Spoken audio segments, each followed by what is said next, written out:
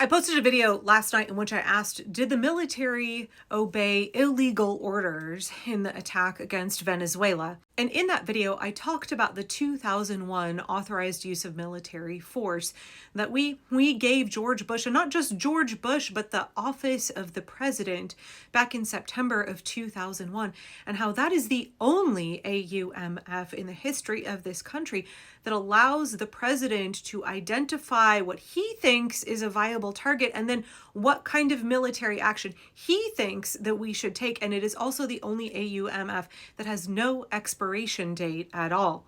I also talked about how the 2001 AUMF has been defended vigorously by every president that we've had since Bush. It's not just Republicans, y'all. Obama and Biden also vigorously defended the AUMF, even when legal experts said that the actions that they took exceeded the authorization that Congress lent in that provision. And the point that I was trying to get at in that video that I think so many people missed, because a lot of people in my comments, especially on YouTube, were like, oh, so you're saying that it's all fine, that it's all legal? Oh, so you're trying to defend Donald Trump's actions? No.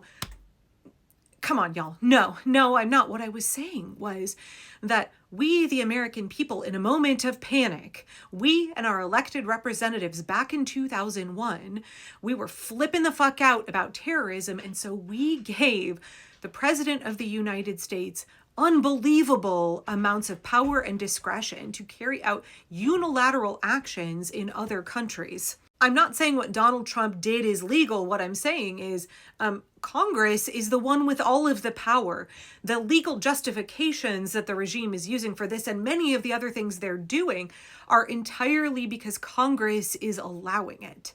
Congress is the most powerful branch of government, and they are failing us over and over. They could have stopped Donald Trump at any point in time in the last 12 months. Congress could have checked Donald Trump and stopped this madness at any point in time. And guess what? Right now, today, they still could, and they are choosing not to. That was the point of the video. Explain in that video that power originates with the people. We have lent our shares of power to our elected representatives in Congress to govern on our behalf. And if they are failing to do that job, then we have to reclaim our. My point was that too many people are saying what Donald Trump did was illegal, what Donald Trump did was illegal. Cool. Who holds him accountable for that? It's us, the people, and it's our representatives in Congress. So if we want him to be held accountable, how do we use those two pathways? I've been pretty frustrated in the last 24 hours with the tepid response from Democrats in Congress and the lack of a response from most Republicans. It's frustrating, it's disheartening to see Democratic leadership over and over and over fail to meet the moment, mount an entirely insufficient, flaccid response to what Donald Trump is doing. What are we going to get? Another strongly worded letter from Chuck Schumer? It's never enough. How can we trust these guys to get justice for us in the post-Trump era, to do things like push for prosecutions of their Republican colleagues, of members of the Trump regime who are violating the law right now, if they can't even mount a sufficient response when Donald Trump attacks Venezuela, when they can't even see the writing on the wall months and months ahead of time? I mean, we know that Republicans in Congress are like a full-on fascist party, and they're just freely letting Donald Trump do all of these horrible, illegal things. Earlier today, he was like, we gotta go for Greenland next. He's been posturing and attacking our friends and neighbors in Mexico. And what the fuck are Republicans saying about it? All y'all in the Senate, Democrats and Republicans who voted for Marco Rubio, did you hear what he had to say today? Was it on Meet the Press?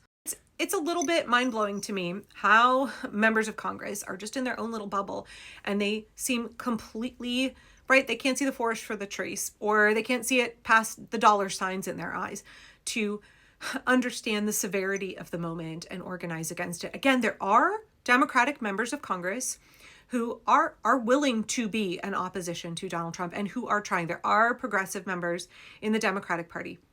I feel like the Democratic Party is really two parties in one. Unfortunately, Democratic leadership is still run by foreign money, dark money, billionaire money, and not in any way beholden to us, the American people, or even apparently to the Constitution.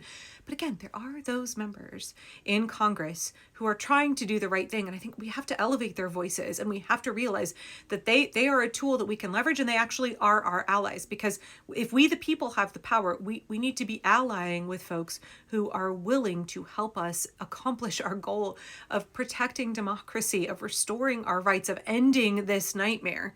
I'm going to talk about this more in the next video, but I went down an hours-long rabbit hole last night about post 9/11 powers that were granted to the president, and rifling through the Patriot Act and all of that, but also looking at the history of AUMFs in this country. And why is it that Congress keeps granting these authorizations of military force to the president? And why is it that the 2001 AUMF is still in place?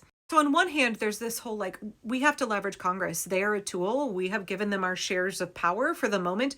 We have to reclaim those shares of power either through elections, through primaries, through the general election and the midterms, but through other means as well. Because they are failing to use the power we have lent them responsibly. They are failing to govern on our behalf. Republicans straight up betraying the Constitution. Democrats, we could argue about whether establishment Democrats are really, we could argue about how much they are our allies in this at all.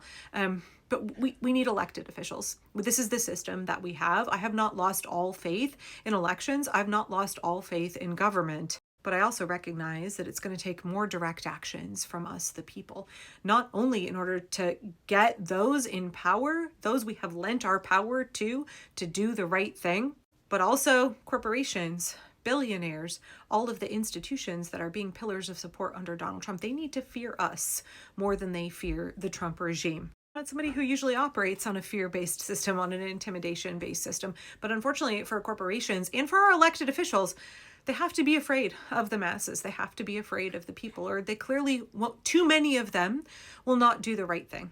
They have to be more afraid of us than they are comfortable with their wealth and their power. Right? We can't extend the credible threat of we're going to withdraw that power from you if we aren't organized and mobilized and ready to act. That's why I think organizing in earnest is so important here in the late winter and early spring. I think it's really, we got to get our shit together, y'all. We got to get hustling. Okay, but let's go back to the AUMF for just a second, because I think that a lot of us have missed the fact that there are progressive Democrats who have been trying to pull back this power. They know that it was given to the president in a way that's really irresponsible, especially with Donald Trump in the White House. And so there are Democrats who've been organizing. And in particular, I'd like to point you to what is actually a bipartisan bill. Pramila Jayapal of Washington and Rep. Thomas Massey of Kentucky's 4th District, who is he's a Republican. Massey is the one who co-sponsored the bill with California's Rep. Ro Khanna to get the Epstein files released, right? Massey's real fringe in a lot of ways, and in a lot of ways, we would not be buddies. I'm not politically aligned with him, but he has many times now crossed over and worked on bipartisan legislation that is meant to check Donald Trump's power and is meant to bring about justice. And I'm not sure exactly what his motivations are, but something about the enemy of my enemy, okay. So back in December, it didn't really make news, but Jayapal and Massey launched an effort to repeal the 2001 AUMF. Too many people in my video yesterday were like, oh, well, that only allows the regime to target 9/11 targets. And I'm like, no, it doesn't. The 2001 AUMF does not have a named enemy, a named geographic scope, a duration for which the authorization is active, or list any specifically authorized operations. That's why Jayapal and Massey are so determined to have it repealed. Before Donald Trump's actions against Venezuela, this bill was called a long shot. Because both Democrats and Republicans, and including Democratic presidents, have shut down previous efforts to repeal the 2001 AUMF. And I do wonder whether or not that prompted Donald Trump to strike now while the 2001 AUMF is still in place, and whether or not there is now going to be more support for this bill. But this is like the bare minimum that we should be expecting as the American people, for Congress to remove any of the kind of cloaks of like, you know, credibility, any of the justifications that the regime might use for these horrible acts of war that Donald Trump seems really intent on committing. Like we have to remove any plausible justification, revoke any potential authority, so that it's very clear what he's doing is craven, illegal, authoritarian, brutal, and awful, and totally un-American. I'm going to leave it there for now. I'm going to get back to more of this in the next video because there's loads more here to discuss.